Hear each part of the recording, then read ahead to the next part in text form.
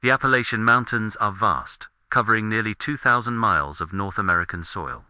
But within this massive expanse of wilderness, there are specific coordinates where the darkness seems to pool. These are places where history has left a stain that rain cannot wash away. We are going to explore 6 of these locations. Some are abandoned, left to rot by people who realized too late that they should never have built there. Others are still in use, unsuspecting traps for those who pass through. We begin our journey in Mercer County, West Virginia, at a site that stands as a rusting monument to tragedy. It is the Lake Shawnee Amusement Park. If you drive past it today, you will see the skeleton of a Ferris wheel rising out of the tall grass, and the empty metal seats of a swing ride creaking in the wind. It looks like a classic horror movie set, but the horror here is entirely real. The history of this land was written in blood long before the rides were built. In the late 1700s, the Clay family settled on this plot of land.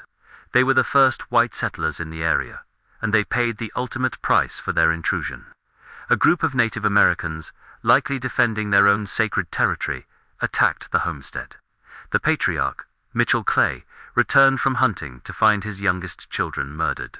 It was a massacre that cursed the ground. Fast forward to the 1920s. A businessman named Conley Snidow bought the land, unaware or unbothered by its history. He built an amusement park for the coal miners and their families. It was meant to be a place of joy. But the land refused to let that happen. Over the years, a series of freak accidents claimed the lives of children. A young girl was killed when a truck backed into the path of the swing ride. A young boy drowned in the swimming pool, his arm caught in the drain. The park was eventually shut down. But in the 1980s, when a new owner tried to redevelop the land, they made a chilling discovery.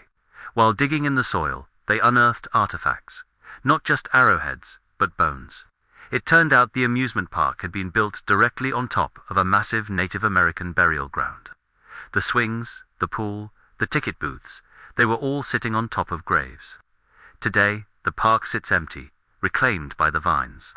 Visitors report seeing shadow figures sitting in the Ferris wheel seats and hearing the laughter of children coming from the empty pool. From the cursed soil of West Virginia, we travel south to Kingsport, Tennessee, to a piece of infrastructure that locals avoid at night. It is called the Sensabaugh Tunnel. Built in the 1920s to help cars pass under a ridge, this concrete tunnel has become legendary for all the wrong reasons. The tunnel is narrow, dark, and damp. Even in the middle of summer, the air inside feels unnaturally cold. The legend surrounding this place centers on a man named Ed Sensabaugh, who lived near the tunnel. The stories vary. Some say he was a madman who murdered his family and threw their bodies into the tunnel's drainage water. Others say he was a victim of a robbery who died defending his home. But the folklore is secondary to the physical experience of the tunnel itself. Drivers who turn off their engines in the middle of the tunnel report distinct auditory hallucinations. The sound of a baby crying echoes off the concrete walls. Footsteps approach the car, but stop just before they reach the window. Skeptics claim the sounds are just the wind funneled through the passage, or echoes from the nearby river. But there is a darker phenomenon reported here. Cars often stall inside the tunnel. Batteries die instantly.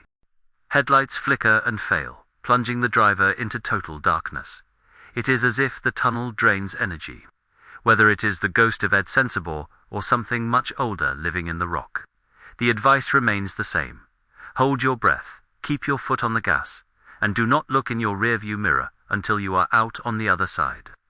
Our journey into the architectural darkness of the Appalachians takes us next to the town of Weston, West Virginia.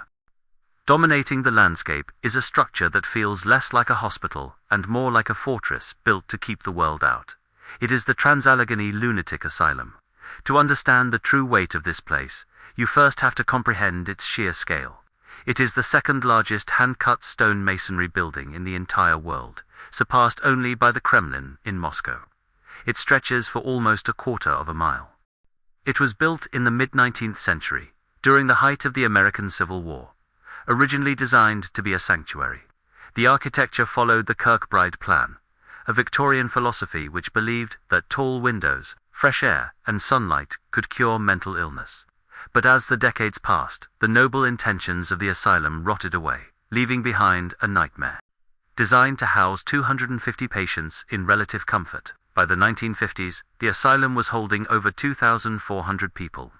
The overcrowding was so severe that it ceased to be a hospital and became a human warehouse. Patients were no longer treated, they were stored. With no beds available, hundreds of patients were forced to sleep on the cold, hard floors of the hallways in shifts. In the day rooms, aggressive patients were kept in wooden cages stacked on top of each other, like livestock. The sanitation was non-existent. The noise was deafening. But the true horror wasn't the neglect, it was the treatment. This facility became the primary testing ground for the infamous ice pick lobotomy, championed by Dr. Walter Freeman. In an attempt to control the unruly population without expensive medication, doctors would insert a metal pick into the patient's eye socket, hammering it through the thin layer of bone to sever the connections in the prefrontal lobe.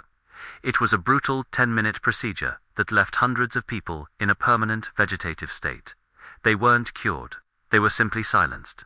Today, the asylum is considered one of the most haunted locations in America. But the ghosts here are not vague shadows. They are specific visitors, and nurses often report encounters with Lily, a young girl who wanders the halls looking for a playmate. A tragic reminder that children were also committed here. In the Civil War wing, the heavy phantom boots of soldiers are heard pacing the floors, a remnant of when the Union Army raided the facility. The Trans-Allegheny Lunatic Asylum stands today as a monument to the failure of good intentions. A massive stone sarcophagus that trapped sanity inside and refused to let it out. Leaving the madness of Western behind, we travel north to the banks of the Ohio River in Moundsville, West Virginia. Rising from the mist, like a medieval castle, is the West Virginia Penitentiary. Built in 1876, its design is distinctively Gothic, featuring turrets, battlements, and castellated walls. This was intentional. The architecture was designed to terrify. It was psychological warfare before the prisoners even stepped inside. For 119 years, this facility lived up to its terrifying appearance. It was consistently ranked by the Department of Justice as one of the most violent correctional facilities in the United States. The prison operated on a code of blood. In its later years, the overcrowding was so intense that 3 men were often shoved into a 5 by 7 foot cell. The tension was palpable. There were sections of the prison, particularly the basement recreation room, known as the Sugar Shack, where the guards simply refused to enter. It was a lawless zone. In the dim light of the Sugar Shack, gambling rings, fight clubs, and sexual assaults occurred openly. The inmates ran the asylum. This lack of control culminated in the brutal riot of 1986, where inmates took hostages and executed suspected snitches in broad daylight. But the darkness of Moundsville is most concentrated in the North Wagon Gate. This was the house of death. Before the state switched to the electric chair, 85 men were hanged here. The drop was often miscalculated, leading to gruesome spectacles that traumatized the witnesses. Later, the electric chair, known as Old Sparky, was installed. In a twist of dark irony, the chair was built by an inmate, using the wood from the old gallows. 9 men were electrocuted in that chair. The haunting activity here is aggressive. This is not a place of sadness, it is a place of rage. The most feared entity is the Shadow Man, a static, pitch-black silhouette often seen patrolling the catwalks. He is believed to be the spirit of R.D. Wall, a maintenance man and inmate trustee. On October 8, 1929, Wall was cornered by 3 inmates in the boiler room. They didn't just kill him, they butchered him with homemade shivs and severed his fingertips as trophies. Visitors today report an overwhelming feeling of being watched in the boiler room, and many have left with unexplained scratches on their necks. The West Virginia Penitentiary is a place where nearly 1,000 men died, and according to the locals, not a single one of them has ever left. We leave the overt violence of prisons and asylums to uncover a different kind of horror, the horror of secrecy. Our 5th location takes us to White Sulphur Springs, West Virginia, to the world-famous Greenbrier Resort.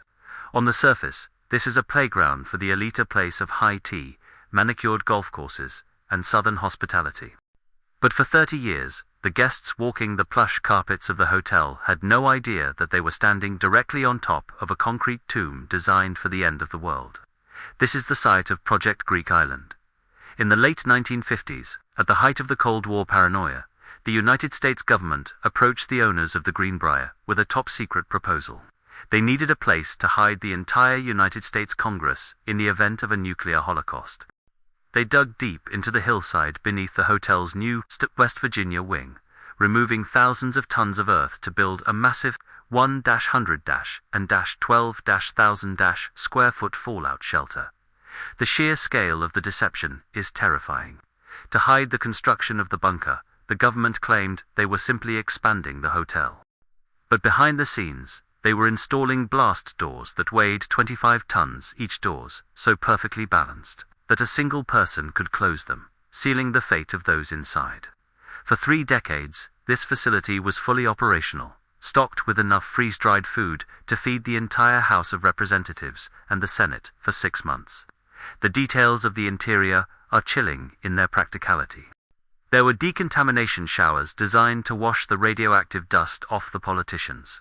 There were 18 dormitories packed with metal bunk beds, one for each senator. But the most dystopian feature was the television studio. Deep underground, they built a fake backdrop of the Capitol building.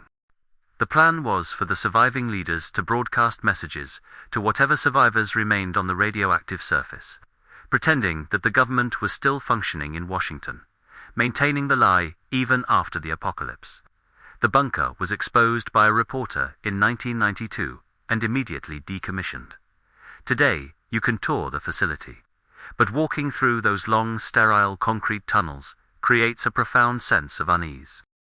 It is a physical manifestation of the government's grim calculus, a plan that prioritized the survival of the bureaucracy, while the rest of the nation burned. The air inside is still heavy with the phantom anxiety of a nuclear war that never happened, but was expected every single day.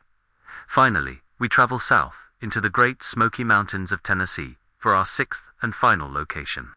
We hike deep into the forest to find a place where the silence is heavy. It is the ghost town of Elkmont. Unlike other ghost towns that were abandoned due to economic collapse, Elkmont was a playground for the wealthy that was slowly strangled by the law. In the early 20th century, this was the Wonderland Club, an exclusive vacation spot for the elite. They built charming rustic cottages along the riverbank to escape the heat of the city. But when the Great Smoky Mountains National Park was established, the government stopped the development. They allowed the residents to stay for their lifetimes.